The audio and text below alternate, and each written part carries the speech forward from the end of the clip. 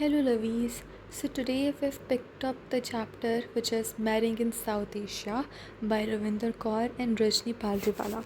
So, this very question from the chapter has been repeated many a times in your NSEM examinations, and today we're going to see its answer. So, the answer is also in reference to the very chapter that we have picked up today. Now, let's begin with it. We can see that marriage in South Asia is more of a complex institution, right? Which is very diverse, very dynamic. It reflects both deep seated cultural values while it also adapts to the forces of modernity, globalization, individualization, and capitalism, etc. Then we can see that the institution of marriage in South Asia has been subjected to a lot many changes. For instance, there is an increase in the divorce rate in South Asia or in the marriages in South Asia. However, that divorce rate has not supplanted the lifelong marital unions. We can also see that there has been new public perceptions about the love or self-choice marriages, but they have also not replaced the arranged marriages, right? Now, what this tells us is that the institution is changing, but the core or the traditional, nature of the marriage in South Asia has still somehow remained the same or unaffected. The nature of marriage in South Asia, whether it's a self chosen marriage or it's an arranged marriage, it represents a structured and patterned set of social relations which are embedded in the norms and values, which tells us what this institution of marriage is about. Now we can see that there are a lot of social prescriptions about and sanctions from different bodies like public bodies, state, religion, community. They perceive and have certain prescriptions about the institution of marriage. Now there are certain aspects of what the marriage as an institution shall include. Firstly, it shall have legal and public recognition. Now we know that the intimate relationships can be considered legitimate by the law, by the state, even if they're not socially accepted, right? So we can see there's a sense of intertwining the public with personal. Then we can see that this marriage in South Asia is more of an alliance between social groups.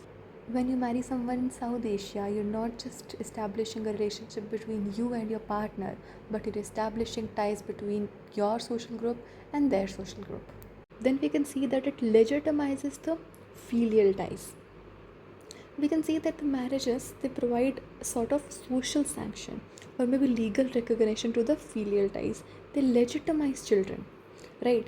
And when you legitimize children, you kind of do what? You talk about providing the children with inheritance of the property of their father or their mother, maybe, or their family status, or the access to resources, labor, care, support, and all these things. Now, this dimensions tells us how the families and communities control over individuals' marriages. All right. Now, the institution of marriage is also the basis, or also forms the basis for households. It is still the foundation for family households. It is required for the care of young, aged, protection of women, societal well-being, etc. All right. Now, it is also a very exclusive institution in its own sense. We can see that it is a very hegemonic institution, right? It establishes its power. Now, the marriage, it often excludes and marginalizes those who falls outside its parameters. Like unmarried or divorced or homosexual, widowed. So, the society or the institution of marriage, it portrays these, community or these section of people as what? As maybe outgroup or as someone who do not belong in.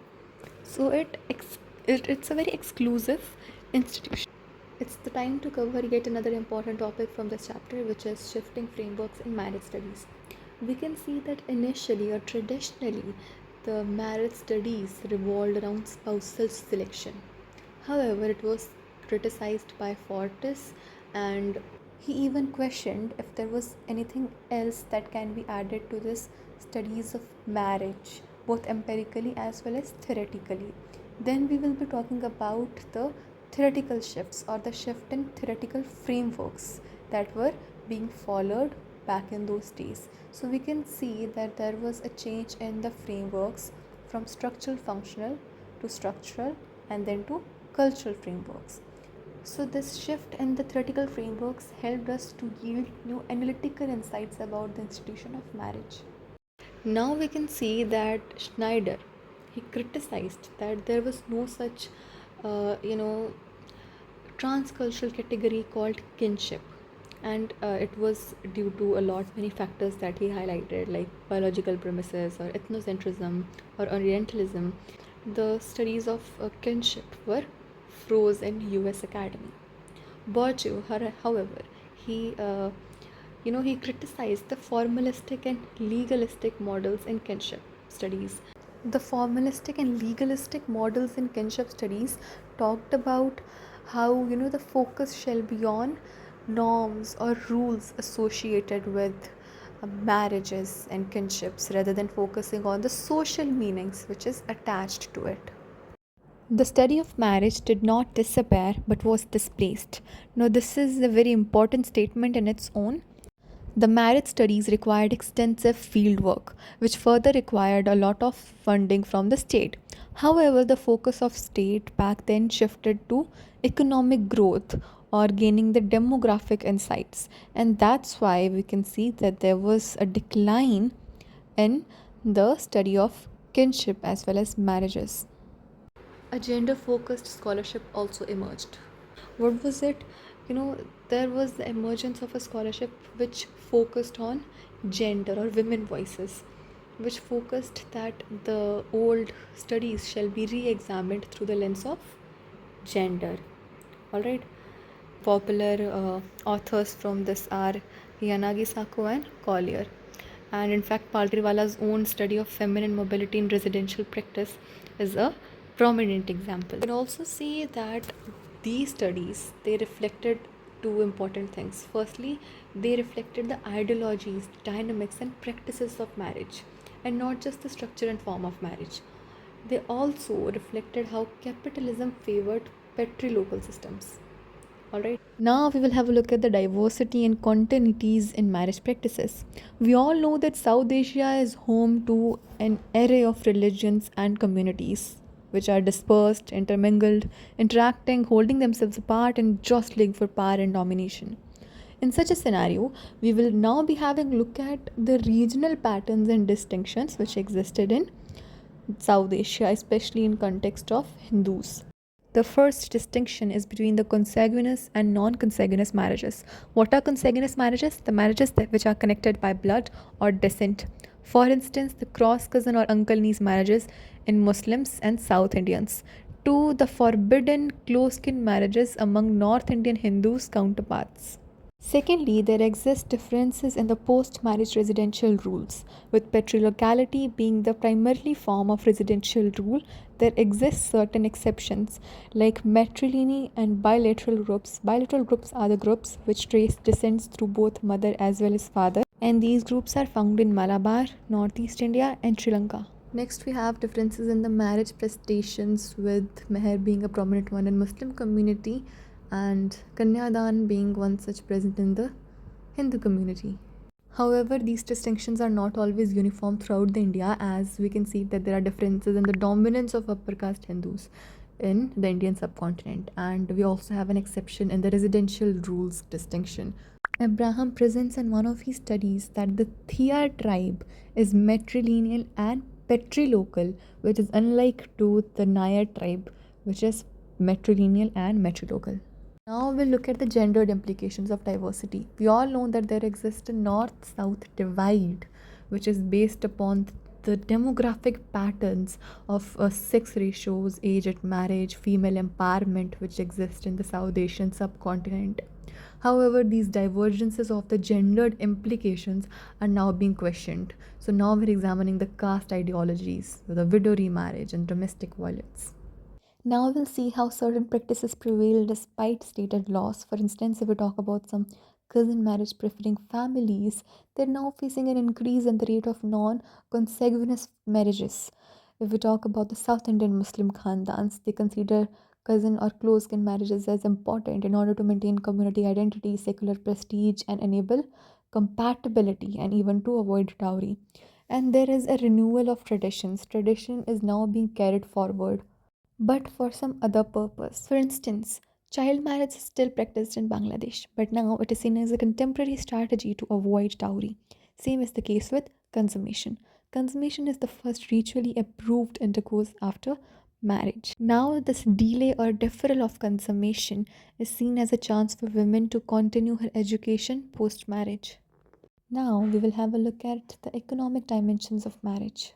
We will begin by looking at the impact of forces like capitalism and globalization on the institution of marriage and how they have influenced the gender equations, conjugality, as well as love dynamics. Now, we will have a look at the labor and value of women. Many a times it is seen that the families which are engaged in things like plantations and smallholder farming, they require a lot of labor, and this labor is brought up by the family members themselves. So, in a family of six members, out of which two are daughters and are also the workers and earners and contributing to the overall family income, their marriage is tend to be delayed by their parents in order to retain labor and income from her. So, in such a scenario, we can see that the sexuality and marriage of the women is being controlled by her parents, and same is the case with her in laws in case if a woman is a worker and earner. Now we'll have a look at the dowry dynamics. Here we can see that educated and urban class daughters gets better marriage options due to their ability to pay large dowries. Dowry is also seen as an alternative to ancestral property by educated women. For instance, if she is not taking a part of her ancestral land, she might just take dowry from her parents instead. Next, we will see why the poorer section of the society prefers love marriages. It is because this way their parents won't have to bear the burden of dowry or the responsibility of finding a match for their children. And also, in cases of the women who are dependent on their father or brother, and the men of the family are not fulfilling their needs, so that's when they use marriage in order to escape the natal families. Then we will talk about the changing matchmaking and conjugality. Factors like migration, urbanization, rising education, and socioeconomic differentiation has led to changes in the matchmaking practices. We see earlier the matchmakers used to be parents or the extended family members or acquaintances most of the time. However, new intermediaries have came into the scene now. For instance, marriage bureaus, fairs, newspaper advertisements, and internet based marriage websites. Now we'll see the changing criteria. So, traditionally, people used to look for criteria like caste, language, region, religion, but now the indicators are more class based. Now, when you're looking for a groom or a bride, you'll ask for their education, their occupation, their income, right? Or if you talk about in cases of women, then their physical attractiveness is also emphasized upon. Transnational marriages have been influenced by globalization. We see that the communities that are diasporic in nature, means they are living or have migrated outside their homeland, they also desire traditional marriages, and through the medium of kinship networks, professional agents, or internet sites, they try to retain the ties and stitch together the fractured community that they have now become. We can also observe a rise in the self-choice marriages or the love marriages. Arranged marriages sometimes fails to accommodate both familial and individual goals, and the self-arranged marriages, they are more frequent at two economic extremes, that is the working class and the upper class. However, if a woman has been in relationships prior to that marriage, she might be subjected to suspicion by the society and her husband if that previous relationship does not end in a marriage. Marital relationships and domestic roles are being redefined. Conjugality is shaped by the social and cultural expectations. Matrilineal and bilateral groups often provide women with right to property and natal support. In the Kolam tribe, some amount of infertility is accepted in order to reduce the feeling of insecurity and vulnerability. The model of marriage projected by the elites and media is not the dominant model, which focuses on co resident, nuclear family, male authority, lifelong monogamy, and also the concept of male breadwinner. However, for the poor, there is no such thing called providing husband, because if the wife does not work as well, then they may not be able to make both the ends meet. We can see that the love marriages are a product of individualization, which is possible due to democracy, and they prioritize personal satisfaction over family expectations. However, economic independence becomes very crucial in order to make love marriages happen, because otherwise the burden always falls on the bride. Now we'll talk about activism and legal intervention. Now, state intervention is always possible in marriage. Its origin can be traced back to the colonial times, when the British colonial state had three different laws: personal, criminal, and civil laws. The personal laws were derived from community and religious laws. They had the values of Victorian period embedded in them. We will talk about the social reform movements that contributed to the evolution of marriage. We can see that these movements demanded for legal reforms regarding the issues of age of marriage, polygamy, dowry, and domestic violence. We can see that a conflict existed between the ideas of natural kinship and heterosexual marriage and women's right and gender equality concerns. Now we will talk about the challenges at the end of the marriage. These activist mobilizations focused on issues like women's right to property, remarriage, and divorced women's rights. Or if we talk about the much popular case of Shah Bano of 1984, which highlighted the close ties which exist between marriage and religion and the interference by the state. Now we'll talk about the marital violence which happens in marriages. We can see that dowry deaths are very common, with bride burnings happening due to dowry, or now this is seen as a pathology, a study of disease, a personal problem. However, violence like honor killing are actually public issues which are embedded in the cultural and political economy of marriage. Now we will talk about women's agency and economic dependence. Here we can see that even though legal rights to residence and property can give some amount of economic freedom to the women, but the lack of secure property rights and cultural restrictions on women's paid employment, along with the sanctity of marriage and the stigma of womanhood, they often make economic dependence central to the cultural politics of marriage. Now we will talk about the ambiguity or weakness of agency. The female agency is often surrounded by ambiguity and inconsistency. Women might feel or complain about the abandonment by their husbands, but they're always willing to go back. Working class Dalits, on the other hand, if they feel unsatisfied with a marriage, they leave. However, they further face unstable informal remarriages. Or if you talk about the middle class women, they desire personal satisfaction from the paid work. They don't want to earn just to contribute to the family income, but to be independent.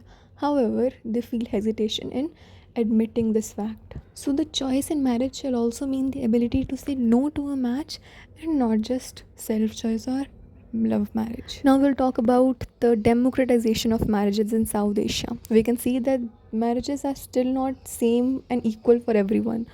Even though there has been a slight increase in self-choice marriages and divorce rates, the traditional forms and languages involved in marriages are still the same. And the institutional hierarchies of marriages, instead of disappearing, they are just adapting to the modernity.